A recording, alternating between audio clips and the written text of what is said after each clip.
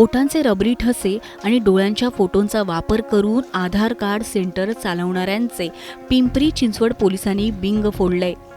दहशतवाद विरोधी पथकानं सापळा रचून ही कारवाई केली आहे. राजस्थान सरकारकडून नागरी सुविधा केंद्रासाठी देण्यात आलेला हा सेटअप होता, जो भोसरीतील शिवराज चांभारे यानं राजस्थानच्या तिघांकडून आणला होता.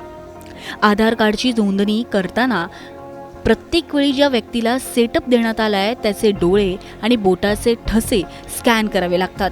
त्यासाठी चांभारेने राजस्थानमधील तिघांच्या बोटांचे रबरी ठसे बनवून आणले होते. तर डोळे स्कॅन करण्यासाठी त्यांच्या डोळ्यांचे वेगवेगळ्या अँगल फोटो काढून आणले. या रबरी ठशांच्या आणि डोळ्यांच्या फोटोंच्या सहाय्यानं चांभारे हा गैरकारभार करत होता.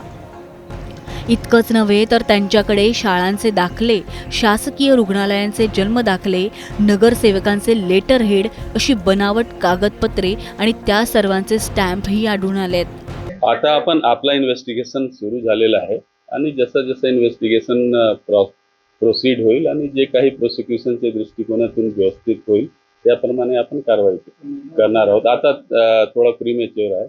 जसं जसं इन्व्हेस्टिगेशन पुढे जाईल आणि आणखी कुठे कुठे काय काय लोक मिळत आहेत, काय काय रोल आहे ते बघून आपण पुढची कारवाई करू.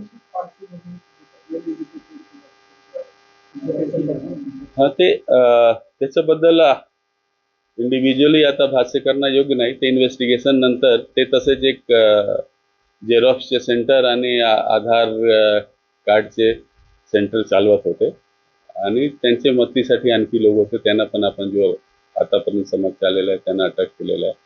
पण त्यांच्या बाकी डिटेल्स आहेत ते आपण ह्याच्यानंतर करणार आहोत. पिंपरी चिंचवड पोलीसचे ATB ने एक अत्यंत चांगली कामगिरी केलेली आहे.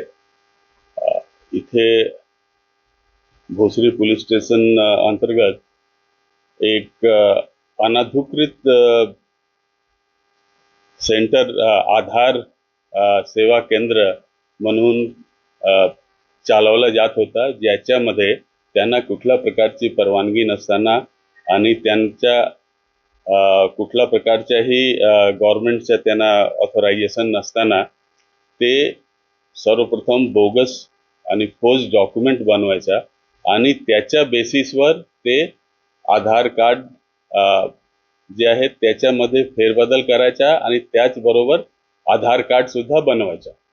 आधार कार्ड एक अत्यंत महत्त्वाचा पर्सनल डॉक्युमेंट आहे आणि त्यामध्ये जे फेरबदल आहेत ते अनधिकृतरित्या ते करत होते आणि त्याच्यासाठी जे बाकी इतर डॉक्युमेंट्स आहेत गव्हर्नमेंटचे त्याची पण ते फॉर्जरी ते करत होते.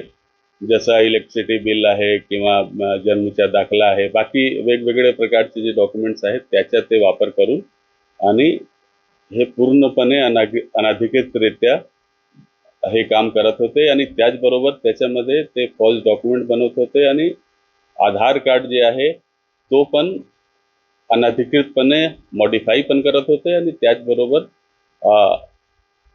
जे ऑथराइज नाही आहेत आणि ते नाही बनवू शकत तसा प्रकारच्या फॉल्स डॉक्युमेंटच्या बेसिसवर आधार कार्ड सुद्धा बनवत होते. सध्या तर आता जस्ट रिसेंट केस आहे, तर सध्या तर आपण आणखी याच्यामध्ये कुठपर्यंत व्याप्ती आहे ते शोधायचा प्रयत्न करतो. याच्यामध्ये आणखी एक गोष्ट समोर आलेली आहे, प्राइमा फेसी की जे इक्विपमेंट ते यूज करत आहेत ते दुसरे राज्याचा होता, ते महाराष्ट्राचा नाही होता, दुसऱ्या राज्याचा होता आणि त्याच्यामध्ये ते अनधिकृतपणे ॲक्सेस करून म्हणजे यांना तो जे सेट होता तो दुसरे राज्याचे गव्हर्नमेंटचा होता आणि यांना तो चालवायचा कुठल्या प्रकारचा अधिकार नव्हता आणि त्यांना त्याच्या ॲक्सेस नव्हती. तरी सुद्धा हे त्याच्यामध्ये फॉर्ज्ड डॉक्युमेंट्सचा वापर करून, जसं ते आयरिस ॲक्सेससाठी आयरिस आणि फिंगरप्रिंट दोघांची आवश्यकता होत होती. हे जे आहे ते दुसरे राज्याचे लोकांचा होता, तर ते इथे उपस्थित नव्हते, तर त्याचा सुद्धा त्यांनी फोटोग्राफ काढला होता आणि फिंगरप्रिंटचा स्टॅम्प बनवला होता आणि त्यातून ते ॲक्सेस करत होते.